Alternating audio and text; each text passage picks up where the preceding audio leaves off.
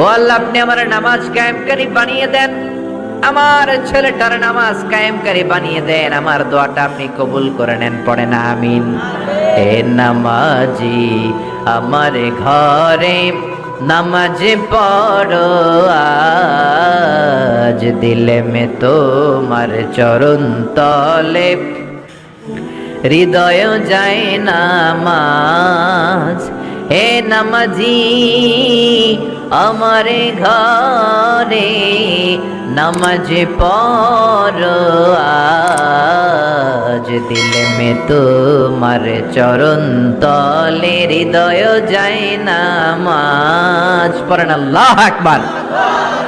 কেমন বাবা কেমন ছেলে, ছেলেও নবী বাবাও নবী। ছেলের নাম ইসমাইল, বাবার নাম ইব্রাহিম। নামগুলো কেমন লাগে? ভালো লাগে? ছেলে মেয়েদের নাম রাখবেন তো এগুলা? ইসমাইল রাখতে রাজি আছেন? ইব্রাহিম রাখতে রাজি আছেন? কেমন বাবা কেমন ছেলে। বাবা ছেলের জন্য দোয়া করলেন, ও আল্লাহ আমার ছেলের নামাজ কায়েমকারী বানিয়ে দেন। আবার এমন বাবা এমন ছেলে, দুই বাবা মিলে কাবা ঘর নির্মাণ করেছেন, ঠিক কিনা? বাবা মেইন রাজমিস্ত্রি, ছেলে হচ্ছে যোগালি, পাথর এনে দেয়, ইট এনে দেয়। সাইয়েদনা ইব্রাহিম কাবা ঘর বানাতে বানাতে আর হাত দিয়ে নাগাল পায় না। আল্লাহর ডেকে বললেন, আল্লাহ আর তো নাগাল পাই না। আল্লাহ বললেন, টেনশন নাই, চিন্তা নাই, জান্নাত থেকে অটোমেটিক একটা পাথর এনে দিলাম, পাথরটার নাম মাকাম ইব্রাহিম। এই পাথরের উপর দাঁড়াও, যত উঁচুতে উঠতে মনে চায় পাথর অটোমেটিক উপরের দিকে উঠে যাবে। সাইয়েদনা ইব্রাহিম বানাতে শুরু করলেন। আবার এই দুই নবীকে আল্লাহ ধমক দিয়ে বললেন, তাহরা বাইতিয়া লিত-তাইফিনা ওয়াল আকিফিন। ও ইসমাইল, ও ইব্রাহিম, আমার ইবাদতকারী বান্দাদের জন্য, আমার হাজী সাহেবানদের জন্য, উমরাকারীদের জন্য বাপ বেটা মিলে ঝাড়ু নিয়ে কাবা ঘরকে ঝাড়ু দিতে শুরু করে দাও। সুবহানাল্লাহ। মসজিদেরি ঝাড়ু বারদার ও কামারে হাত, শোনো আমারে মুনাজাত, শোনো শোনো ইয়া ইলাহি আমারে মুনাজাত, শোনো আমারে মুনাজাত। পড়েন আমিন। কত বড় হৃদয়ের মানুষ ছিল নবী, নবীদের বাবা আবুল আম্বিয়া খলিলুল্লাহ ইব্রাহিম আর তার ছেলে ইসমাইল, তারা মসজিদ ঝাড়ু দিয়েছে। আমরা মসজিদ পরিষ্কার করতে চাই না, এরকম আছে না নাই?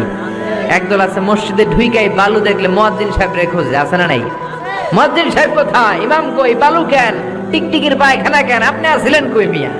আপনি ঝাড়ু দেন, আপনি পরিষ্কার করেন। নবী হয়ে তারা কাবা ঝাড়ু দিতে পারে, মসজিদ পরিষ্কার করতে পারে। আপনি কোন সলিমদ্দি আর কলিমদ্দি, ঠিক কি না? এজন্য মনে অনেক জ্বালা যন্ত্রণা, দোয়া করেন কবুল হয় না, মনে অনেক ব্যথা। আপনার ব্যথা যদি দূর করতে চান, এলাকার মসজিদগুলোরে পরিষ্কার করেন, মসজিদ যে ঝাড়ু দিয়ে দেন, আপনার মনের জ্বালা মিটিয়ে দিবে কে? আবার সাইয়েদনা ইউনূস আলাইহিস সালাম দোয়া করলেন, লা ইলাহা ইল্লা আনতা সুবহানাকা ইন্নী কুনতু মিনাল জালিমিন। বিপদে পড়েছেন, পড়ে এই দোয়া করেছেন। যত বিপদে পড়েন এই দোয়া করবেন। রাস্তায় অ্যাক্সিডেন্ট, এই দোয়া পড়েন। পেটে ব্যথা, এই দোয়া পড়েন। জেলের শিকার হয়েছেন, জুলুমের শিকার, এই দোয়া পড়েন। আমাদের বাংলাদেশে ঠেডা পড়লে এই দোয়া পড়ে, ঠিক কি না? তুফান হইলে, থান্ডার বজ্রপাত হলে, দাদি নানীদের কাছে শুনছি এটা পড়ে। এটা শুধু তুফান হইলে পড়বেন না, এটা সব সময় পড়বেন, ঠিক কি না? এটা বিপদে পড়ার দোয়া। 1971 সালে পাকিস্তানি মিলিটারি বাহিনী আমাদের বাংলাদেশিদের উপর অনেক অত্যাচার করত। তারা জানতে চাইতো আমরা মুসলিম কিনা। মুসলিম হলে তারা ছেড়ে দিত, হিন্দু হলে আক্রমণ করতো, আছে না নাই? তারা দেখলেই জিজ্ঞেস করতো, সালে তুম মুসলিমা আর হিন্দু, তুই মুসলমান না হিন্দু? অনেক মুসলমানও তখন বাঁচার জন্য কালেমা শিখে নিস। দেখ, বাঙালি মুসলমানরা এক পাকিস্তানি মিলিটারি বাহিনী 71 সালে ধরছে, বেটা বল মুসলিম আর হিন্দু, তুই মুসলমান নাকি হিন্দু? বাঙালি কয় হাম মুসলিম, আমি মুসলিম। পাকিস্তানি বাহিনী বলে, সালে কালিমা বাতাও, তাহলে কালিমা বল। বাঙালি কয় লা ইলাহা ইল্লা আনতা সুবহানাকা ইন্নী কুনতু মিনাজ জালিমিন। पाकिस्तानी कहे साले ये तो मुसीबत का कलिमा है, बांगाली कहे हम तो भी मुसीबत में हैं। पाकिस्तानी बोले बेटा এটা তো মুসিবতের কালিমা, বাঙালি কয় আমিও তো কম মুসিবতে নাই। পিস্তল ধরে তুমি আমার কালিমা জিজ্ঞেস করো কোনটা বলতে যায় কোনটা বলি, আমার তো হুঁশ নাই, ঠিক কিনা? এজন্য বিপদে পড়লে এই দোয়া পড়ার দরকার আছে না নেই? আবার জাকারিয়া আলাইহিস সালামের ছেলে নাই, উনি ছেলের জন্য দোয়া করলেন কার কাছে?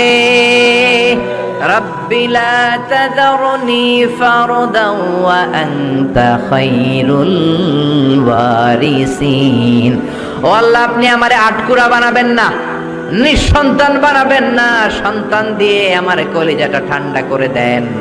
যাদের সন্তান নাই আল্লাহর কাছে বেশি বেশি করে চান, মনের জ্বালা দূর করে দিতে পারে কে? কেউ যেটা পারে না সেটা পারে কে? নাকি মাজারে যে খাসি মানত করবেন, মুরগি, মোমবাতি, লাল শালু, মশারি? সর্বনাশ, অনেক মাজারে মশারি দেওয়া। তো তোমার পীর সাহেবের কি মশাই কামড়ায়? হ্যাঁ, যে লোকটা মাজারে মশারি দেয় দেখবেন ওর বাপেরে মশাই খায়, ওর মারে মশাই কামড়ায়। চিল্লায় বলেন ঠিক কিনা? আরে বাবার কাছে যাও, মায়ের কাছে যাও, তাদের দোয়া বুলেটের আগেও কবুল হয়ে যায়। বুলেট মেরেছেন, বুলেট মিস হতে পারে, বোমা মেরেছেন, বোমা মিস হতে পারে, মায়ের দোয়া মিস হতে পারে। ওগো মা তুমি এই ধরনের শ্রেষ্ঠ নেয়ামত, তোমারই পদ তলে রয়েছে জান্নাত। ওগো মা তুমি এই ধরনের শ্রেষ্ঠ নেয়ামত, তোমারই পদ তলে রয়েছে জান্নাত, ঠিক কিনা? এজন্য দোয়া চাইবো মায়ের কাছে, বাবার কাছে। অনেকে না বুঝে মাজারে মশারি দেয়, লাল শালু দেয়, মোমবাতি দেয়। যে লোকটা মরে আছে ওর কি আলোর দরকার আছে? জোরে বলেন। আপনার জ্বালানো মোমবাতির আলো মাটি ফেড়ে কবরে ঢুকে সে আলো পায়, তো তাকে দেন কেন? গ্রামের যে সমস্ত ছেলে মেয়েদের ঘরের মধ্যে ইলেকট্রিসিটি নাই, জেনারেটর নাই, বিদ্যুতের অভাবে পড়াশোনা করতে পারেন, ওই মেধাবী ছেলেগুলোর ঘর খুঁজে খুঁজে তাদের ঘরে মোমবাতি পৌঁছায় দেন। আপনার আব্বার কবরটারে আলোকিত করে দিবে কে? এগুলো করে না। মাজারে যে খাসি দেয়, মাজারে ছাগল দেয়, মাজারে ছাগল দেয়া যাবে না, খাসি দেয়া যাবে না, মানত করা যাবে না। মানত করতে হবে একজনের জন্য, তিনি কে? সে আল্লাহ বললেন গোলাম চাইতে হবে শুধু আমার কাছে। সব নবীরা এইভাবে দোয়া করেছেন। সাইয়েদনা ঈসা আলাইহিস সালাম দোয়া করেছেন, আল্লাহ আপনার কাছে আমি দোয়া করি আমারে আপনি শেষ নবী বানায়া দেন। কোন নবী? জোরে বলেন। এটা কি সম্ভব? কারণ শেষ নবী একজন আছে না নাই? কি নাম? সবাই বলেন কি নাম? মুহাম্মদ সাল্লাল্লাহু। আল্লাহ বললেন না না, উল্টা পাল্টা আবদার করো না, ওই নবুয়তি দিয়ে দেয়া হয়েছে। ঈসা বলেন ওকে, আমি পড়েছি ইনজিলের মধ্যে ওই নবীর উম্মতদের এত মর্যাদা, বনি ইসরায়েলের অনেক নবীর চাইতে নাকি উম্মতে মুহাম্মাদের মর্যাদা অনেক বেশি হবে। আল্লাহ শেষ নবী আমাকে বানালেন না, ওকে, কিন্তু আমার উম্মতকে ওই উম্মত বানান। আল্লাহ বলেন নো, ওইটাও দেয়া হয়ে গেছে। পাবে কে? বিশ্ব নবী পাবে। বিশ্ব নবীর উম্মত আমরা হলাম উম্মতে মুহাম্মাদি। আমাদের মধ্য থেকে যারা আলেম হবে, হক্কানি আবেদ হবে, আল্লাহর ওলি হবে, বনি ইসরায়েলের অনেক নবীদের চাইতেও তাদের মর্যাদা বেশি হয়ে যাবে। সুবহানাল্লাহ। এবার উনি চোখের পানি ছেড়ে দিলেন। আল্লাহ দোয়া করলাম আমার শেষ নবী বানান, বানালেন না। দোয়া করলাম আখিরি উম্মত আমারে দেন, আমারে দিলেন না। এবার আমি দোয়া করি, এই দোয়া কিন্তু ফেলতে পারবেন না। আল্লাহ বললেন করো করো। সাইয়েদনা ঈসা বললেন আল্লাহ তাহলে আপনি আমাকে এই পৃথিবীর মধ্যে ওই নবীর উম্মত করে আরেকবার দুনিয়াতে পাঠানো লাগবে। সুবহানাল্লাহ। কবুল করে নিল কে? পৃথিবীতে একজন নবী এখনো মরে নাই। কি নাম?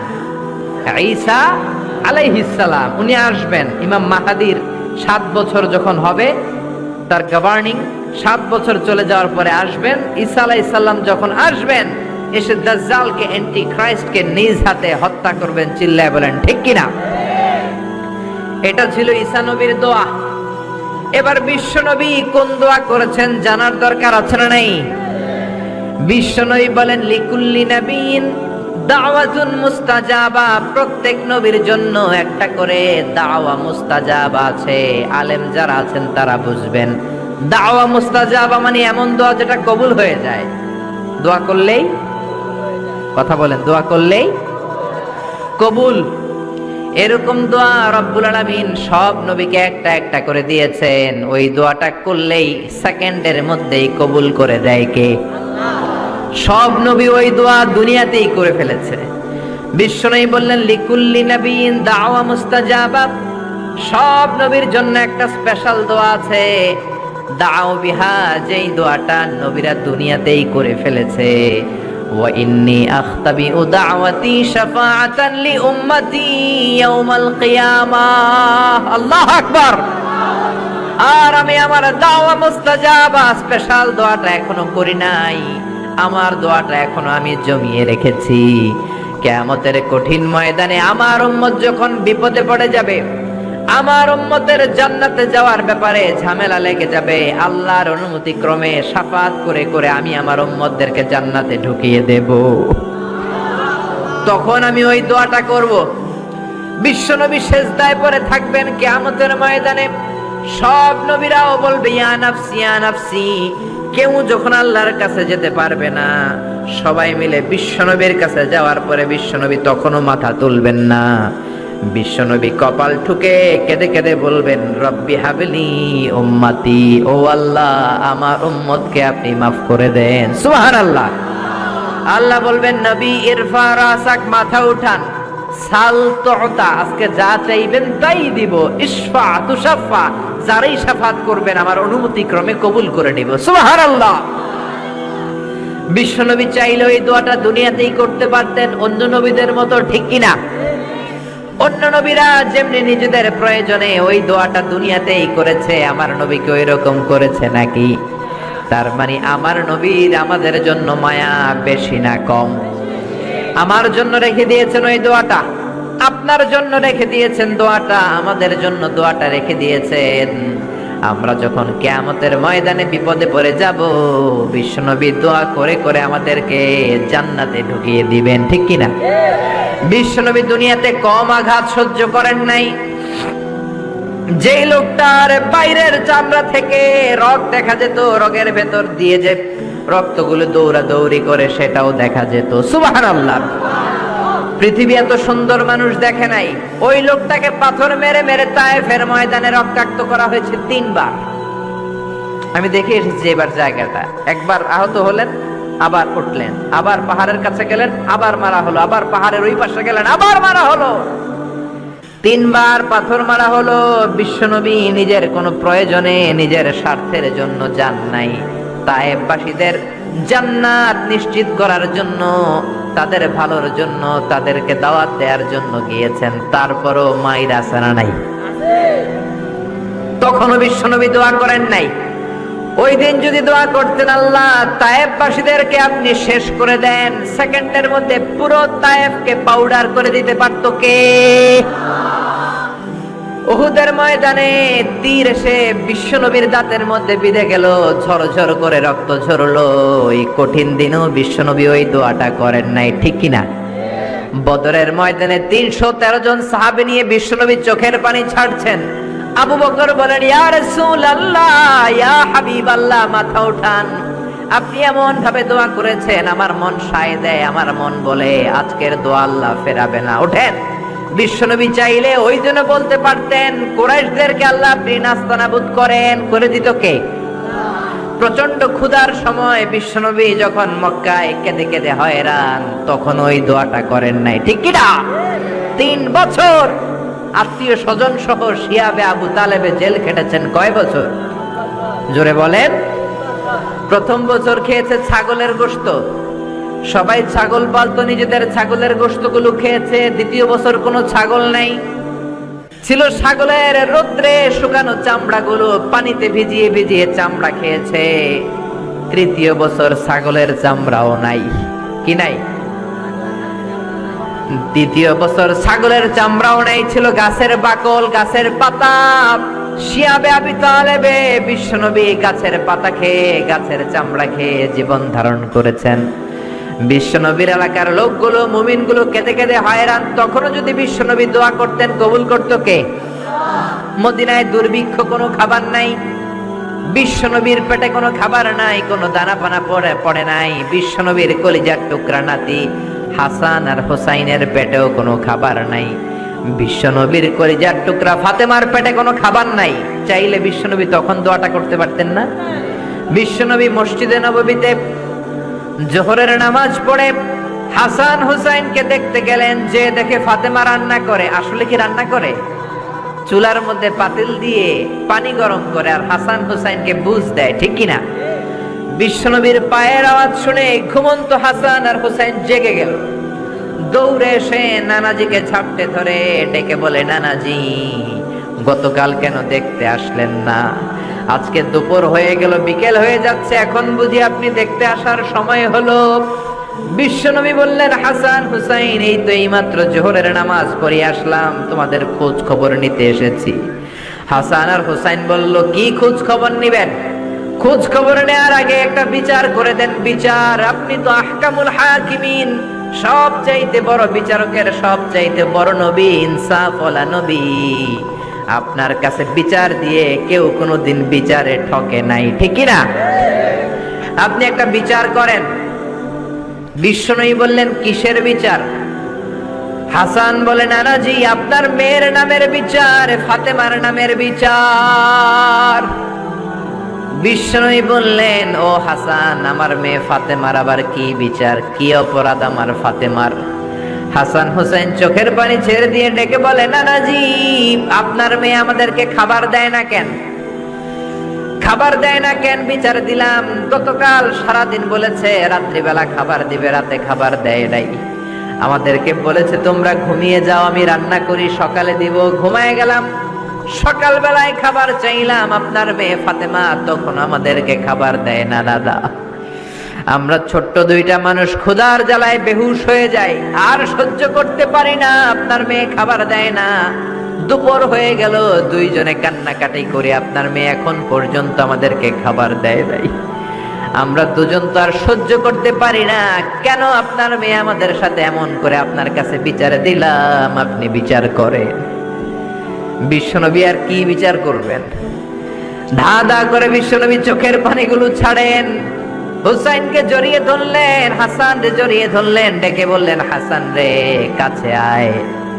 বিশ্বনবী শাম দেশের জুব্বা পরতেন, শাম দেশের জুব্বাটা উপরের দিকে উঠালেন, হাসান রে দেখালেন, এই তো দেখ তোর নানার পেটের মধ্যে 3টা পাথর বাঁধা। একদিন না খেয়ে থাকার কারণে তোদের পেটে এত জ্বালা, এত কষ্ট। আমি বিশ্বনবীর পেটে গত 3 দিন যাবত কোনো দানা পানি পড়ে নাই। আমি বিশ্বনবী তো না খেয়ে আছি রে হাসান, আমি তো 3 দিন না খেয়ে আছি, আমার পেটেও তো কিছু নাই। নানাও কাঁদলেন, নাতিও কাঁদলেন, পুরো পৃথিবীও কাঁদলো, ঠিক না? ওই কঠিন ক্ষুধার দিন, ওই কঠিন দুর্ভিক্ষের দিন বিশ্বনবী যদি তার স্পেশাল দোয়াটা করতেন, জান্নাত থেকে জিব্রাইলকে দিয়ে খাবারের বস্তা পাঠিয়ে দিত কে? ওই দিন বিশ্বনবী দোয়াটা করে নাই। আমার জন্য, আপনার জন্য, আমাদের জন্য দোয়াটা এখনো আসরাডাই। হাজার ব্যথা বেদনার পরে ফিরে আসনি তুমি আপন ঘরে, দিনের আলো তুমি ছড়িয়ে দিতে চলে গেলে মদিনায় মক্কা ছেড়ে। হে রাসূল তোমাকে ভুলি আমি কেমন করে? হে রাসূল তোমাকে ভুলি আমি কেমন করে? খেয়ে না খেয়ে দিন প্রচারের কাজে নিজেকে দিয়েছ বিলিয়ে, তাই ফের কাফিরেরা চিনল না সে আলো, দুষ্ট ছেলেদের পিছু দিল লেলিয়ে। পাথরের আঘাতে ক্ষত বিক্ষত হয়ে সারা শরীর থেকে রক্ত ঝরে। হে রাসূল তোমাকে ভুলি আমি কেমন করে? হে রাসূল তোমাকে ভুলি আমি কেমন করে। পড়েন আল্লাহু আকবার। কি দিল দরিয়া নবী ছিল, নিজের বিপদের কথা ভুলে গিয়ে, নাতির বিপদের কথা ভুলে গিয়ে, ফ্যামিলির কথা ভুলে গিয়ে উম্মতের জন্য কেঁদেছে, ঠিক কি না? গোটা বিশ্বের জন্য শিক্ষা এনেছে, সভ্যতা এনেছে, আমাদেরকে ভদ্রতা শিখিয়েছে। আর ওই নবীরে গালি দেয় এরকম কিছু ব্লগার বাংলার জমিনে আছে না নাই? তারা মানুষ নাকি শয়তান? এগুলো পিতৃ পরিচয়হীন জারদ সন্তান, জোরে বলেন ঠিক কিনা? দুই জায়গায় কেউ যদি আমাদেরকে ইনসাল্ট করে আমরা সহ্য করতে পারি না। এক হচ্ছে কোরআন, কোরআনকে নিয়ে গালি দিলে আমাদের কলিজায় আগুন আছে না নাই? বিশ্বনবীরে গালি দিলে কলিজায় আগুন ধরে যায়। যদি না ধরে যায় তুমি মুমিন নও, তুমি মুনাফিক। চিল্লা এখন ঠিক কিনা? বিশ্বনবীরে গালি দিলে কলিজায় আগুন লাগে, কলিজায় আগুন লাগে মুসলমান। কার কার লাগে? দু হাত উঁচু করে আল্লাহর দেখা। লিল্লাহি তাকবীর, লিল্লাহি তাকবীর, লিল্লাহি তাকবীর। আল্লাহ আমাদের হাতগুলোকে কবুল করে নাকি আমরা পড়ি আমিন। আর জোরে পড়েন আমিন। এজন্য বিশ্বনবীর সুন্নাহ আমাদের আসল সম্বল। বিশ্বনবী যে শিক্ষা আমাদের কাছে রেখে গিয়েছেন সেটাই সম্বল, ঠিক কিনা? বিশ্বনবীর আগের গুনাহ মাফ, পরের গুনাহ মাফ। তারপরেও তিনি আল্লাহর কাছে যখন দোয়া করতেন, ছোট্ট বাচ্চার মতো হাউ মাউ করে কেঁদে দোয়া করতেন। আমরা করি? আমাদের কান্না আসেই না। এত পাষাণ আমাদের হৃদয়, এত আধুনিকতার মধ্য দিয়ে আমরা সময় কাটাচ্ছি। সোশ্যাল মিডিয়ার ভেতরে আমাদের এত সময় দেয়া হয়। এই সোশ্যাল মিডিয়া আমাদেরকে ঘুমাতে দেয় না, আমাদেরকে স্বাভাবিকভাবে চলতে দেয় না, আমাদের অন্তরটাকে নরম হতে দেয় না, ঠিক কি না? আমাদের কান্না আসে না, আমাদের হৃদয় পাষাণ হয়ে গেছে, আমাদের হৃদয় নরম হয় না। অন্যের দুঃখে আমরা দুঃখ পাই না, অন্যের দুঃখে যারা দুঃখ পায় না তারা মানুষ হতে পারে না, ঠিক কি না? ছাগলের পেট থেকে বেরোলে ওইটারে আমরা বলি ছাগল, গরুর পেট থেকে বেরোলে আমরা ডাকি গরু, মুরগির পেট থেকে বেরোলেই সেটা মুরগি হয়ে যায়। কিন্তু মানুষের পেট থেকে বেরোলে সেটা মানুষ হয় না, ওইটারে মানুষ বানাতে হয়, ঠিক কি না? এই দুনিয়া এখন তো আর সেই দুনিয়া নাই, মানুষ নামের মানুষ আছে, দুনিয়া বোঝাই। সেই মানুষের ভিড়ে আমার আসল মানুষ নাই, ঠিক কিনা? আসল মানুষের বড় অভাব। অন্যের দুঃখে কাঁদবে, অন্যের জ্বালা নিজের অন্তরেও জ্বালার সৃষ্টি করবে, সেই মানুষ আর নাই, ঠিক কিনা? বিশ্বনবীর আগের গুনাহ নাই, পরের গুনাহ নাই, তারপরেও মুনাজাতে হাউমাউ করে কাঁদতেন। তিনি দোয়ায় বলতেন, আল্লাহ ইন্নী আব্দু কবনু আব্দি কবনু আমাতিক নাসিয়াতি বিয়াদিক। ও আল্লাহ, আমি আপনার গোলাম, গোলামের ঘরের গোলাম, বান্দির ঘরের গোলাম। আল্লাহ আমি আপনার গোলাম, গোলামের ঘরের গোলাম, মানে আমার বাপ আব্দুল্লাহ আপনার গোলাম, আমরা গোলাম বংশের। সুবহানাল্লাহ। গোটা বিশ্বের শ্রেষ্ঠ মানুষটা নিজের গোলাম বলতে দ্বিধাবোধ করতো না, বলতো আমি আপনার গোলাম, গোলামের ঘরের গোলাম, বান্দির ঘরের গোলাম, নাসিয়াতি বিয়াদিক। আমার মাথার চুলের ঝুঁটি আপনার হাতের মুঠোয়, আমার চুলের ঝুঁটি আপনার হাতের মুঠোয়, গোলামের মতো যেখানেই টানবেন আমি ওখানেই যাব। আল্লাহু আকবার। এই ছিল বিশ্বনবীর বিনয়। নিজেকে গোলাম বলতে স্বাচ্ছন্দ্য বোধ করতেন, কোনোদিন জীবনে অহংকার করেন নাই। কোনদিন বিশ্বনবী কারোর সাথে মুসাফা করতে যে নিজে আগে হাত টানেন নাই, যতক্ষণ না ওই লোকটা তার হাত টেনে নিয়েছে। সুবহানাল্লাহ। আর বিশ্বনবীর হাত ছিল আলিয়ানু মিনাদ দিবাজ, রেশমের কাপড়ের চেয়েও নরম। সিল্ক চিনেন? সিল্ক, সিল্কের কাপড়ের চেয়ে বিশ্বনবীর হাত ছিল নরম। এই নরম হাত মুসাফার মধ্যে যে একবার পাইতো কেউ ছাড়তে চাইতো না, ধরেই রাখতো। আর বিশ্বনবী নরম হৃদয়ের নবী, কেউ যদি না ছাড়ে বিশ্বনবীও ছাড়তেন না। সুবহানাল্লাহ। ওই নবী মুনাজাতে কাঁদতেন। এজন্য ভাইরা এই কথা বললেন না আল্লাহ আমার দোয়া শোনে না, আপনি দোয়ার মতো দোয়া করেন নাই, এজন্য শোনে নাই, ঠিক কি না? দোয়া কবুল হওয়ার রহস্য হচ্ছে চোখের পানি। বিশ্বনবী বললেন, দুইটা চোখের পানি আল্লাহর কাছে সব চাইতে সেরা। এক হলো জিহাদের ময়দানে রক্তের ফোঁটা, দ্বিতীয় হলো আল্লাহর ভয়ে মোনাজাতের মধ্যে চোখ থেকে বেয়ে বেয়ে পড়া পানির ফোঁটা। আবার বিশ্বনবী বললেন, অনুশোচনার চোখের পানি চোখ দিয়ে নাকের ডগা বেয়ে বেয়ে জমিনে পড়ার আগে ওই দোয়াটা কবুল করে নেয় কে? এজন্য চাওয়ার সময় নিজের ছোট করেন, বলবেন, আল্লাহ আমি আপনার গোলাম, গোলামের ঘরের গোলাম, বান্দির ঘরের গোলাম, আমার চাইতে ক্ষুদ্র ছোট কেউ নাই, এমন কোন গুনাহ নাই আমি করি নাই, তুমি ছাড়া আমারে পার করার কেউ নাই, ঠিক কিনা? এরকম দোয়ার মধ্যে নিজেরে ছোট করে দেন, আপনার দোয়া কবুল করবে কে? এজন্য সব সময় চাইবে একজনের কাছে, তিনি কে? একদল আছে বা এক শ্রেণীর লোক আছে, রোগে যখন পড়ে তখন আল্লাহরে ডাকে, রোগ ভালো হয়ে যায় আল্লাহরে ভুলে যায়, আছে না নাই? নির্বাচনের আগে আল্লাহরে ডাকে, নির্বাচন শেষ আল্লাহরে ভুলে যায়, আছে না নাই? সমস্যায় পড়েছে আল্লাহরে ডাকে, সমস্যা নাই আল্লাহরে ভুলে যায়, আছে না নাই? এমন করা যাবে না, সব সময় ডাকবেন। তবে রব্বুল আলামিন বলেন, স্পেশাল কিছু সময় আছে, ওই সময় দোয়া করলে দোয়া কবুল করে নেয় কে? তাহাজ্জুদের সময় দোয়া করবেন। وَمِنَ اللَّيْلِ فَتَهَجَّدْ بِهِ نَافِلَةً لَكَ عَسَىٰ أَن يَبْعَثَكَ رَبُّكَ مَقَامًا مَحْمُودًا। তাহাজ্জুদের নামাজ পড়লে আপনার মর্যাদা বাড়ায় দিবে কে? এখন হুজুর আমরা তো ফজরই পড়ি না, তাহাজ্জুদ কখন পড়মু?